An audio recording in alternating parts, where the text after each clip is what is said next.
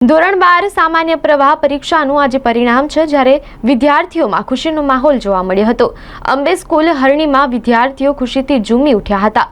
ફેબ્રુઆરીમાં વિદ્યાર્થીઓ પરીક્ષા આપી હતી। હવે વિદ્યાર્થીઓ બીકોમ તેમજ સીએ બની પોતાનું, તેમના માતા-પિતાનું તેમજ સ્કૂલનું નામ રોશન કરશે। ધોરણ 12 સામાન્ય પ્રવાહનું આજે પરિણામ છે। વિદ્યાર્થીઓમાં ખુશીનો માહોલ જોવા મળ્યો। અંબે સ્કૂલ હરણીમાં વિદ્યાર્થીઓ ખુશીથી ઝૂમી ઉઠ્યા હતા। ફેબ્રુઆરીમાં વિદ્યાર્થીઓ પરીક્ષા આપી હતી। હવે વિદ્યાર્થીઓ બીકોમ તેમજ સીએ બની પોતાનું અને તેમના માતા-પિતા તેમજ સ્કૂલનું નામ રોશન કરશે। મહેનતનું તો હું એવું કહી શકું છું કે આ બધી બસ હનુમાનજી મહારાજની કૃપા છે। હું તો બસ મારું કરમ નિભાવ્યો અને આ બધી જે કૃપા છે એમની જ છે।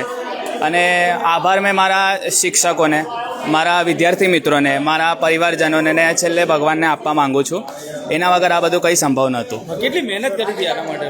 મહેનત તો હવે મહેનતનું એવું છે ને કે ઘણું બધું વિચારવાનું નહીં, કરતા રહેવાનું। એટલે કૃષ્ણ ભગવાન કહે છે કે કોઈ દિવસ ફળનું નહીં વિચારવું, મહેનત કરતા રહેવાની, બસ એટલું જ રાખવાનું। શું હવે આગળ શું વિચાર્યું છે? હવે આગળ બસ કોલેજમાં જવાનું, ડિગ્રી કરવાની અને બસ સમાજ માટે કંઈ સારું કરવું છે। કોને શ્રેય આપશો? મેં શ્રેય બસ હનુમાનજી મહારાજને જ આપીશ।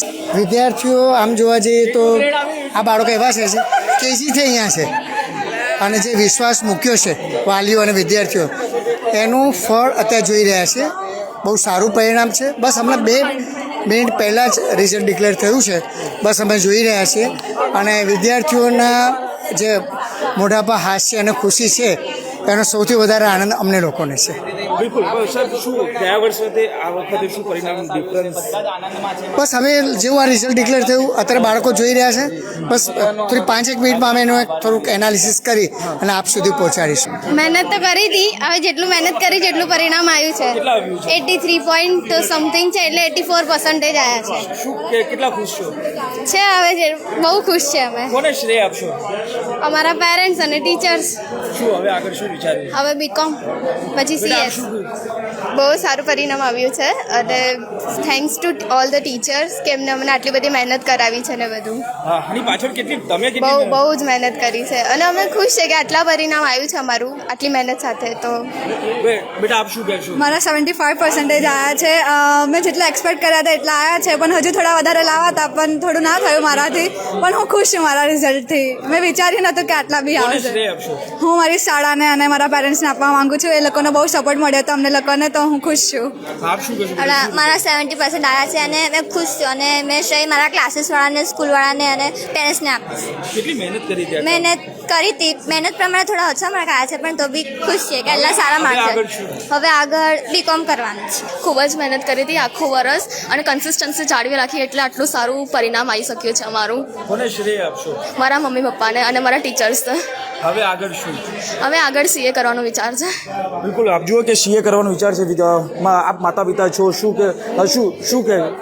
કહેશો મેડમ? જે રીતે સ્કૂલનું પરિણામ આવ્યું છે? બહુ સારું પરિણામ આવેલું છે। છોકરાઓની મહેનત પ્રમાણે પરિણામ આવેલું છે અને અમારા સ્કૂલના વિદ્યાર્થીનું 98% આવેલું છે અને એ લોકો આગળ જે એમના ફ્યુચરમાં એ લોકોનું છે ગોલ એ હવે ડિસાઇડ કરી શકશે।